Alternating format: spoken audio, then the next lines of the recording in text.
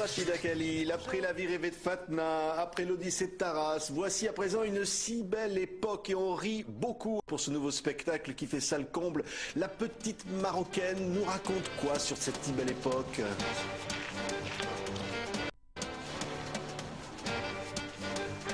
Vous sentez ou pas? Ça sent l'air fraîchement tondu. Et j'adore cette odeur.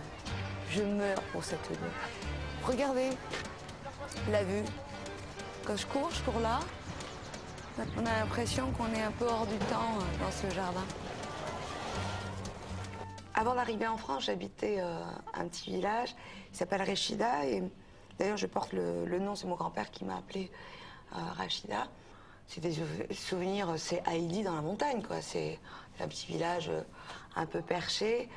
On dormait avec les vaches, enfin voilà, ça sentait le cretin, les coqs, les moutons, enfin c'est assez fabuleux. Et puis on dominait une vue sur 60 km d'horizon, donc on a l'impression que le monde nous appartient.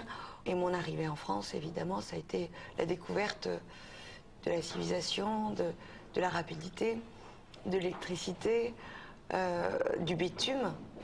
J'étais choquée que la terre soit asphyxiée par le goudron. Ça, c'était vraiment une révolte. Je me suis dit, mais comment les hommes peuvent vivre sans respirer la terre? On est au Jardin des Plantes. C'est pas très loin de chez moi. Et c'est plutôt un parc assez agréable. Voir l'espace vert le plus grand du 5e. Faut tous du tai chi.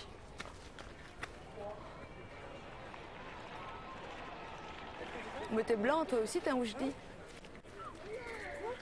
Ah, je l'impressionne. Non, même vous. Mais moi, pas loin aussi. Moi, je suis quoi?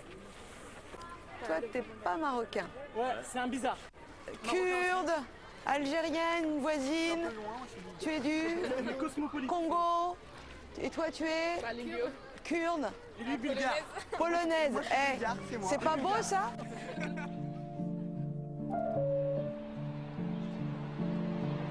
La mosquée?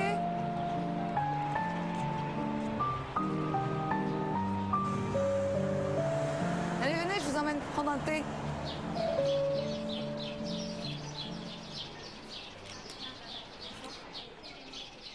Dès qu'il fait beau, c'est très agréable parce qu'on a l'impression d'être ailleurs, d'être au pays. Mais installez-vous, prenez un petit thé.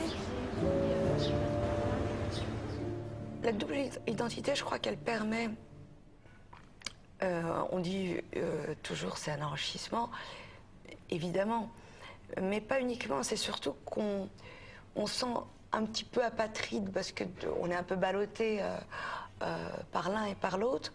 Et le fait d'avoir cette liberté finalement et d'appartenir à personne, au fond de soi, c'est un regard un peu plus juste. Un regard un peu plus curieux et donc du coup plus compassionnel envers les uns et les autres, puisqu'il n'y a pas de sentiment de ralliement.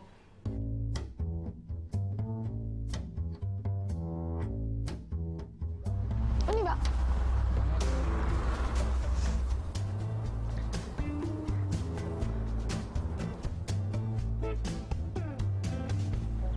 Bon bah comme vous le voyez, nous sommes à Mantes-la-Jolie, où il fait très joli. Vous avez ma première habitation, voilà, ici. On habitait au 2e étage. Ensuite, vous avez mon école qui est juste là, et où j'ai fait toute ma scolarité.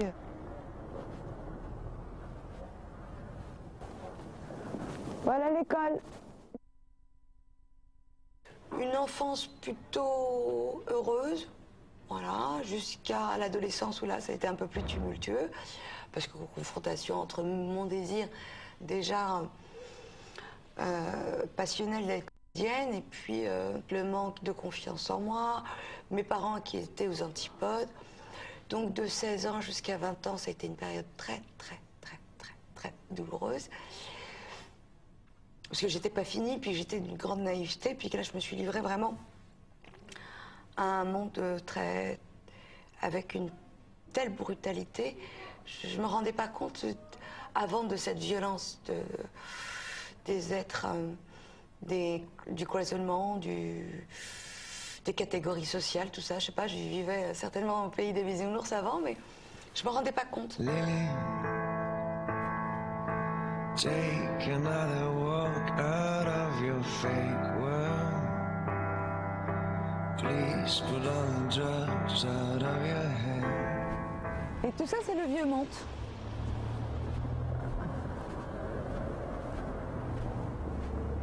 Alors la collégiale de Montajoux, lieu de recueillement.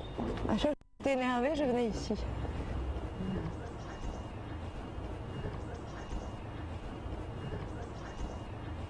En fait, j'adorais cette ville et en même temps je la détestais. J'avais envie de partir. Partir pour mieux revenir.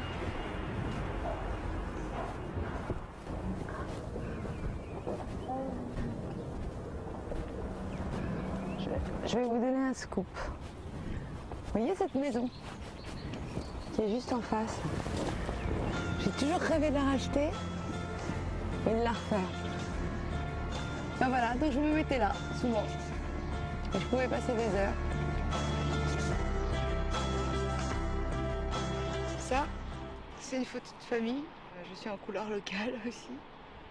Et j'aime beaucoup cette photo parce qu'elle me touche à cause des femmes de différentes générations jusqu'à la petite fille. Voilà, ces femmes que je trouve dans l'abnégation, dans le courage, dans la douceur, comme beaucoup, la majorité des femmes. Donc j'aime beaucoup cette photo.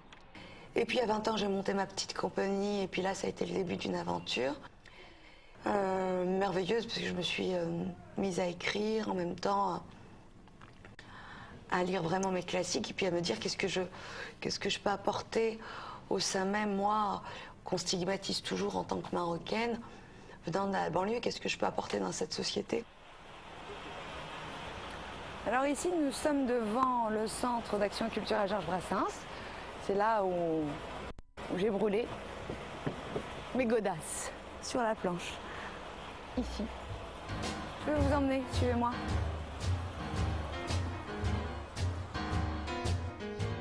Alors ici, on est au CAC Georges Brassens.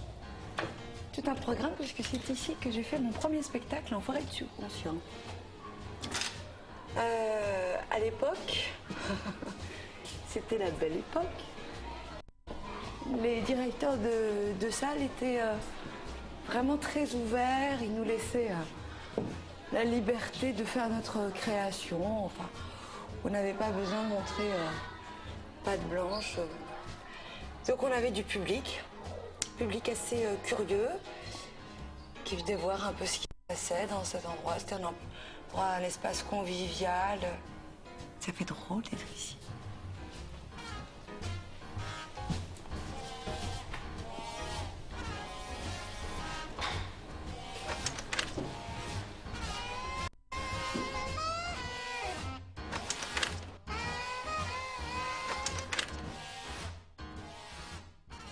En fait, chez moi, c'est mon père qui a le virus de la comédie. C'est un vrai clown. Et puis, je pense qu'il nous a transmis sa passion.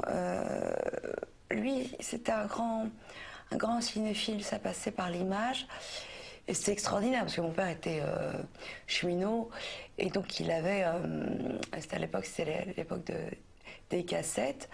Mais il avait tous les Audiards, le tonton flingueur, enfin, les valseuses, les films égyptiens. Donc c'était une espèce de mix. C'était complètement hétéroclite. On passait vraiment de tout, avec des films quand même assez sophistiqués pour lui, pour sa culture en tant qu'ouvrier. Mais un vrai passionné. Et puis vraiment beaucoup de beaux films, un Singe en hiver. Enfin tout ça, moi je les ai découverts avec mon père. Je les ai pas découverts à la cinémathèque ou je ne sais pas quoi. C'était mon père qui avait cette passion dévorante pour le cinéma. Ça aussi, ça c'est très drôle, le cave se rebiffe. Je connais très mal le cinéma marocain et pour cause, parce que je vis ici les 3/4 du temps, donc Je sais qu'il se passe des choses, je sais qu'il y a beaucoup de réalisateurs, voilà. Mis à part Maroc, par exemple, que j'ai vu, mis à part voilà, quelques films comme ça, mais sinon tout le reste, voilà. Je sais que c'est le balbutiement d'un vrai cinéma aussi au Maroc. Ah bah voilà, je l'ai pas vu celui-ci, Omar m'a tué. Ça, c'est un des films que je voulais aller voir. Voilà, donc ça, je le prends. Ah, un autre Marocain, regardez. Vous connaissez celui-là, hein?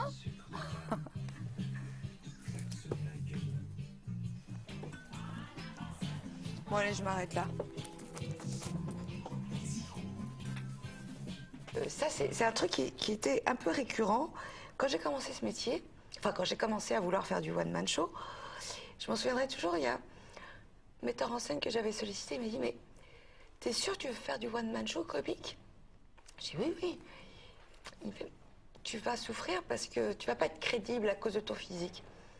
Et je dis, pourquoi? Il me disait, mais je sais pas, il faut... Regarde Muriel Robin, ce qui est pas très gentil pour elle. Regarde les autres, ils ont tous quelque chose un peu... voilà, un peu clownesque.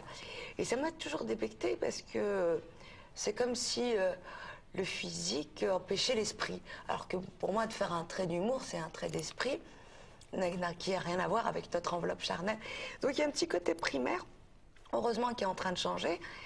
Et voilà, mais cette réflexion, oui, je l'ai prise quelques fois dans la figure, donc c'était plutôt marrant. Moi, du coup, ça me faisait rire.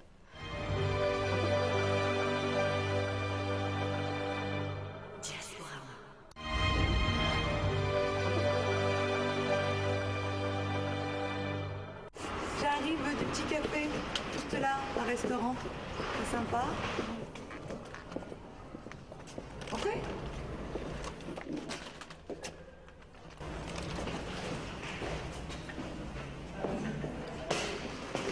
Bonjour. Oui, j'ai un cadeau pour Marianne, mais... C'est gentil. Va, bouge. Il était déjà parti. Et toi? Oui. Charlotte, elle n'est pas encore là? Non. Alors, je vous présente Saïd, qui est là. Saïd Serrari. Bonjour. Avec qui j'ai déjà tourné il y a 16 ans, 17 ans. C'est une longue histoire. Ça a commencé, j'avais 19 ans. Et j'avais travaillé avec Rachida et déjà vu sa sensibilité, tout ce qu'elle dégage, son charisme sur scène. Elle écrit tous ses textes, donc quelqu'un qui sait ce qu'il veut. Et donc battante, qui a des idées, qui a pas peur de les montrer et elle dénonce, mais avec beaucoup de légèreté, je trouve. Donc c'est très fin. Rachida, on a toujours été amoureux d'elle. C'est pour ça que travailler avec Rachida, ça a toujours été un plaisir. Et puis il y a Him, Abdelrahim en fait. C'est moi-même. C'est quelqu'un que je connais un peu. Un peu, ouais. Qui veut faire du théâtre, donc je lui donne sa chance. C'est ça. C'est la plus grande de toutes mes sœurs en fait. Donc c'est l'aînée de 4 sœurs que j'ai, donc le seul petit frère évidemment. Et qu'est-ce qui manque? Steven Seagal. Voilà. Et aussi, il y a Spielberg aussi qui nous aide un peu, mais lui, il viendra peut-être pas ce soir, parce qu'il n'a pas été nommé aux Oscars, donc du coup, il est un peu vexé. C'est-à-dire que c'est la chef d'orchestre et voilà, nous on est là, on apporte le petit coup de violon qui fait que la chanson à la fin est... C'est une belle expression ça. Chef d'orchestre. Voilà. Charlotte, enchantée, qui est au costume. Voilà, donc c'est elle qui s'occupe de tout ça et qui m'habille aussi derrière.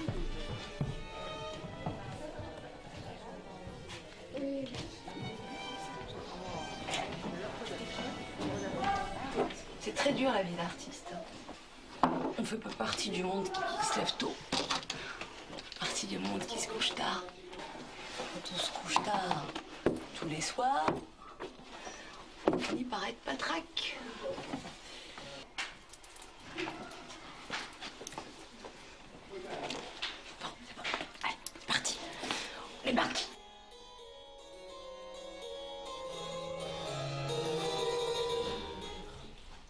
Liliane de la Mordière. Nous sommes réunis réunis ce soir car j'annonce officiellement l'ouverture de mon club. Bon, ça, pour Le l'instant, spectacle, c'est il un faut, petit club, faut que ça hein. bouge, il faut qu'il y ait une gamme. Après, effectivement, il y a toujours une part en soi, on n'est pas lisse, on est tous bourrés de contradictions, il y a effectivement une petite bourgeoise certainement en moi, il y a une petite racaille, il y a de la beauf attitude, il y a une mère juive, il y a une mère arabe, il y a oui, c'est tout ça me constitue.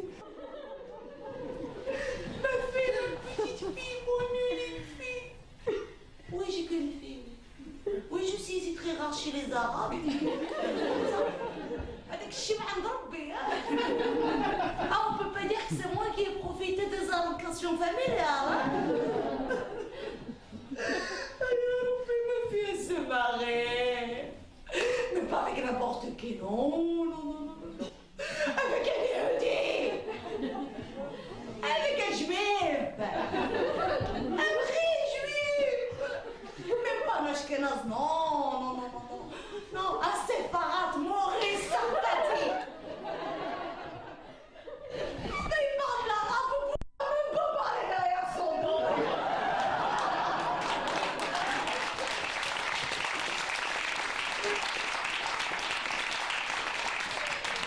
Marc-Antoine, ouais, il ressemble, mais c'est Marc-Antoine. Oui. Marc-Antoine. Oui, qu'est-ce que je peux faire pour vous, madame? Madame, Oui. tu viens de m'appeler madame, là. Coup de vieux, tu viens de mettre 30 secondes. Madame, ma chère madame. C'est mon petit. Fatima, on était au bahut ensemble. Souviens-toi, chaque fois que je te voyais, je te mettais le temps.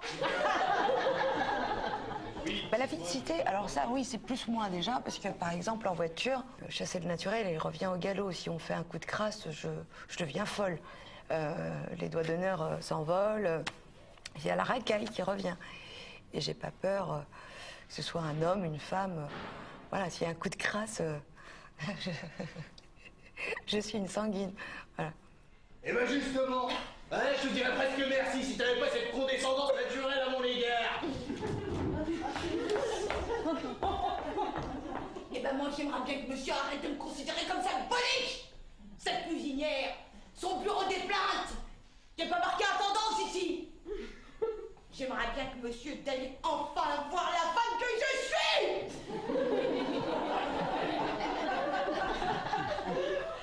Avec un cœur, une âme, un corps. Ah ben c'est le corps. Il est difficile de le rater. Chaque personnage, aussi odieux, aussi caricatural soit-il, il faut lui donner de l'humanité, parce que la vie, c'est ça, quoi. Il n'y a rien de tranché. Enfin, il n'y a rien de figé, il n'y a rien de tranché. Puis les gens, en plus, il faut leur donner une possibilité de changer. Ça va vite, hein, quand même, les changements, hein, d'une époque à une autre. Comme le temps, ça passe vite. T'as pas l'impression, mais ça passe très vite. À vous écouter bientôt avec votre largesse d'esprit, nous donnerons l'indépendance à tous ces sous-développés d'occidentaux. Vous croyez que notre suprématie arabe va dominer le monde encore longtemps? Heureusement que certains pays asiatiques européens sont sous notre protectorat. Rendons grâce entre autres à Djibril Ferry, le créateur de notre école publique. J'ai commencé vraiment à la base de ce spectacle par ce premier tableau. Ça se passe dans les années 1900, effectivement. Et le monde est inversé. Et c'était pareil, intéressant de voir le monde à l'envers. Enfin, le monde à l'envers. C'est-à-dire d'inverser les rôles, que ce soit les Arabes et les Noirs qui sont à l'apogée de notre civilisation, et que ce soit les Blancs qui soient les colonisés, les sous-développés, entre guillemets, pour qu'il y ait, encore une fois, un regard en disant, bah oui, pourquoi pas, le dénouement de l'histoire aurait pu se jouer autrement. Ils n'ont pas comme nous, en 289, décapiter le sultan, instaurer les droits de l'homme et les devoirs de la femme.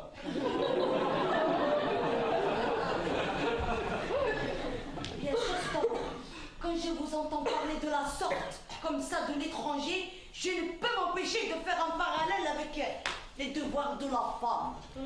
Alors, Ah non, vous vous égarez, quel rapport? Le point commun entre le sexisme et le racisme.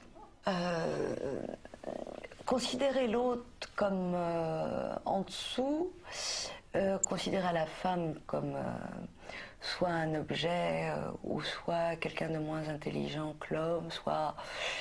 et dans le racisme, c'est exactement la même approche. Donc pour moi, oui, c'est exactement la même chose, c'est le même procédé en pensant qu'il y a une forme de supériorité chez les uns que l'autre n'aurait pas.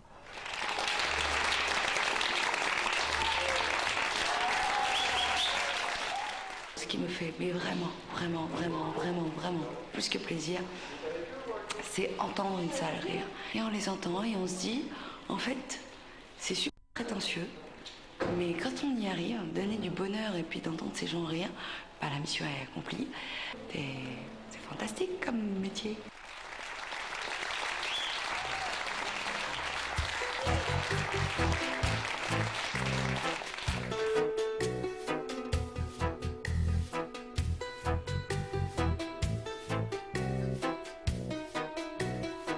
J'aime pas trop écrire chez moi, ça c'est vrai. J'ai pris une habitude, c'est d'écrire avec de la musique. La musique me donne des...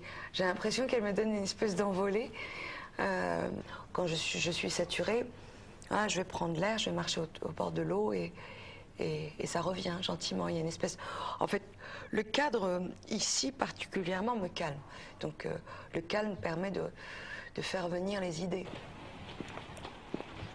Et alors l'été, il y a plein de trèfles à 4 feuilles ici. Et donc j'ai toujours la tête comme ça. Et les gens souvent me disent, vous avez perdu quelque chose? Je dis non, je cherche quelque chose. Je retourne au moins une fois par an au Maroc. Dans mon village, pas autant que je voudrais, mais ça apaise et on retrouve de la sérénité pour revenir ici, où j'ai à chaque fois l'impression de remonter sur un ring. Il faut que je me justifie et que je prouve tellement de choses que c'est fatigant, quoi. La France me manque quand je reste trop longtemps au Maroc. Me manque après l'indifférence des autres, parce qu'ils sont trop quand même, on est trop sur les uns sur les autres, et ça devient étouffant. Certaines libertés que je n'ai pas aussi là-bas. Donc, si je devais réinventer un monde, ça serait un mix des deux. Halal quiz. 1 euro, c'est 10 dirhams. Le Premier ministre du Maroc. Non, je sais pas. Je préfère Marocain du monde. C'est plus joli quand même. RME, ça fait RMI, RSA. Non. Marocain du monde. Un pain doit coûter dans les 3 dirhams. J'aime bien les mots que mon père invente. Il y en a un qui fait tout le temps que j'adore, c'est z'nta. Hein? Ça veut rien dire. Juste z'nta. Café. Plutôt café que thé à la menthe.